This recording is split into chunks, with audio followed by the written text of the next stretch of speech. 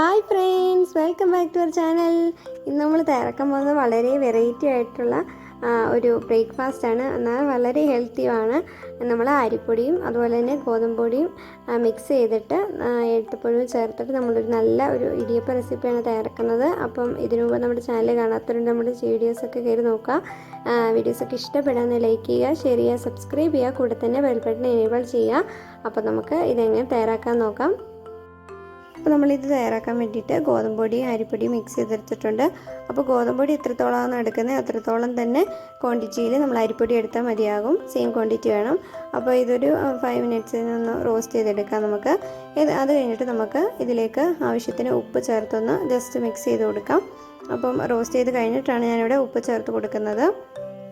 നന്നായി മിക്സ് ചെയ്ത് കൊടുക്കാം. പിന്നീട് നമുക്ക് ഈ മാവിലേക്ക് വെള്ളം ചേർത്ത് നല്ലതായിട്ട് കുഴച്ചെടുക്കാൻ വേണ്ടിയിട്ട് നമ്മൾ വെള്ളം ചൂടാക്കാൻ വെക്കുന്നുണ്ട്. അപ്പോൾ വെള്ളം ഇതുപോലെ നന്നായി തിളച്ച് വന്നിട്ടുണ്ട്. പിന്നെ ഞാൻ ആദ്യമേ പറഞ്ഞിട്ടുണ്ട് ഇതിലേക്ക് നമ്മൾ ഏത്തപ്പഴം കൂടി ചേർക്കുന്നുണ്ടെന്ന്. അപ്പോൾ ബനാന നമ്മൾ ഒരു സ്റ്റീം ചെയ്തെടുത്തിട്ടുണ്ട്.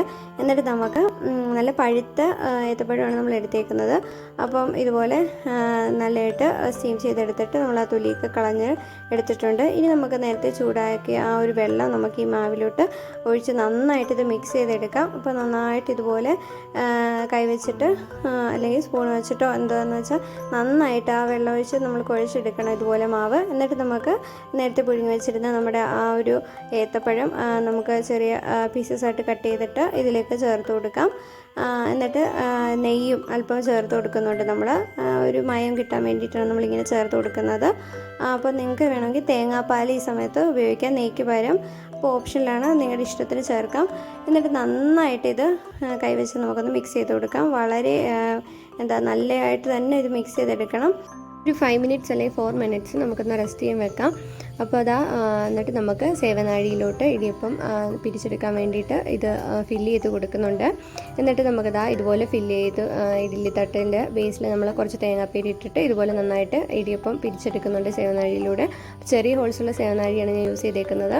അപ്പോൾ വളരെ ഈസി ആയിട്ട് പെട്ടെന്ന് നമുക്ക് പിരിച്ചെടുക്കാൻ പറ്റും. ഞാൻ പറഞ്ഞാലേ നല്ല സോഫ്റ്റായിട്ട് തന്നെ നമ്മൾ ആ ഏത്തപ്പഴവും ചേർത്തും അതുപോലെ നെയ്യും ഒക്കെ ചേർത്തുകൊണ്ട് പെട്ടെന്ന് തന്നെ പിരിച്ചെടുക്കാൻ പറ്റി. അപ്പോൾ ഇതുപോലെ അതിൻ്റെ മുകൾ ഭാഗത്ത് നമ്മളിതുപോലെ തേങ്ങാപ്പീര വിതറി കൊടുക്കുന്നുണ്ട്. അപ്പോൾ ഒരു തട്ട് നമുക്ക് ഫുള്ള് കംപ്ലീറ്റ് ആയിട്ടുണ്ട്.